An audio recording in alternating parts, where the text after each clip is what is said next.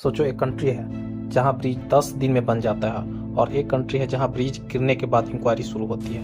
दोनों country Asian है, population दोनों की ज़्यादा है, फिर भी एक सुपर पावर बन गया और एक अभी भी पोटेंशियल पे ही अटका हुआ है। आज मैं बताऊंगा इंडिया चाइना से पीछे क्यों रह गया, और ये रीजन सुन के शायद तुम अनकंफर्टेबल फील करो, क्योंकि इसमें सिर्फ गवर्नमेंट नहीं, हम सब भी जिम्मेदार हैं। वीडियो एंड तक देखना, क्योंकि लास्ट में मैं बताऊंगा जो कोई पॉलिटिशियन नहीं बोलेगा।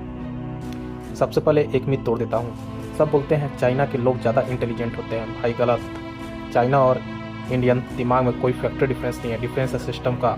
इंडिया में टैलेंट की फैक्ट्री है, लेकिन चाइना में उस टैलेंट फैक्ट्री को एग्जीक्यूशन किया जाता है। और डिसीजन लेने में फ़र्क, यानी चाइना में अगर गवर्नमेंट बोल दे यहाँ हाईवे बनेगा तो क्वेश्चन होता है कब तक बनेगा। इंडिया में अगर गवर्नमेंट बोले यहाँ हाईवे बनेगा तो क्वेश्चन होता है land dispute, court stay, protest, election, tender cancel, और 10 साल निकल जाता है। चाइना में डिसीजन फास्ट है, इंडिया में डिसीजन पहले फंसता है। और तीसरा है करप्शन। अब आते हैं असली पॉइंट पे। करप्शन। लोग बोलते हैं चाइना में करप्शन नहीं होती, भाई होती है। फर्स्ट सिर्फ इतना है, चाइना में करप्शन पकड़ी जाती है और इंडिया में करप्शन मैनेज हो जाती है। चाइना में अगर मिनिस्टर ने ब्रिज प्रोजेक्ट में कमीशन मांगा और पकड़ा गया, करियर खत्म, प्रॉपर्टी सीज, जेल और कभी कभी लाइफ भी खत्म। और इंडिया में अगर पॉलिटिशियन पकड़ा गया, सबसे पहले इंक्वायरी चलेगी, फिर केस, फिर उस केस में डिले होगा, फिर उसके बाद उसे बेल मिल जाएगी, फिर उसके बाद उसको इलेक्शन टिकट भी मिल जाएगा। चाइना में करप्शन करने से पहले आदमी सोचता है, इंडिया में पकड़े जाने के बाद भी सोचता नहीं। इसलिए चाइना में रोड 4 दिन में नहीं टूटती। इंडिया में रोड बनती है, 4 दिन बाद गड्ढा, फिर पेच वर्क, फिर बिल क्लियर, फिर वही कॉन्ट्रैक्टर।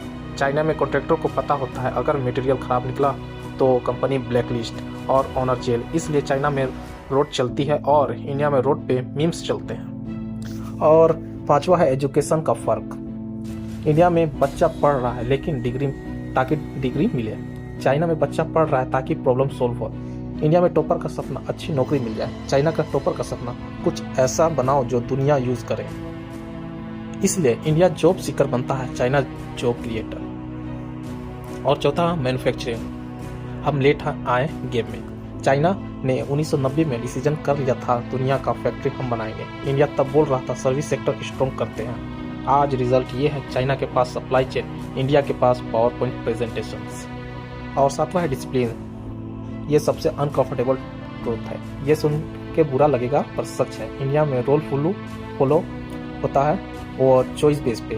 ऑप्शनल, लोग पब्लिक प्रॉपर्टी को ऑप्शनल समझते हैं, ये समझते हैं कि वो किसी का नहीं है। चाइना में अगर रूल ब्रेक करने से लोग डरते हैं, इसलिए वो डर ही लोगों में डिसिप्लिन बन गया और ये अब आदत हो गई। देश सिर्फ लॉ से नहीं, लोगों के बिहेवियर से भी बनता है।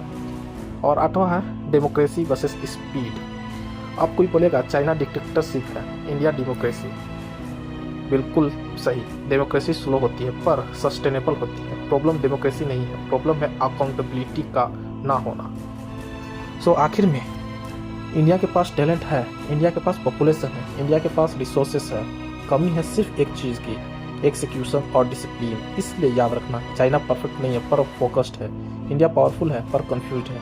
जिस दिन हम पोटेंशियल से बाहर निकल के परफॉर्मेंस पे आ गए ना, उस दिन चाइना क्या, कोई भी इंडिया के आगे टिक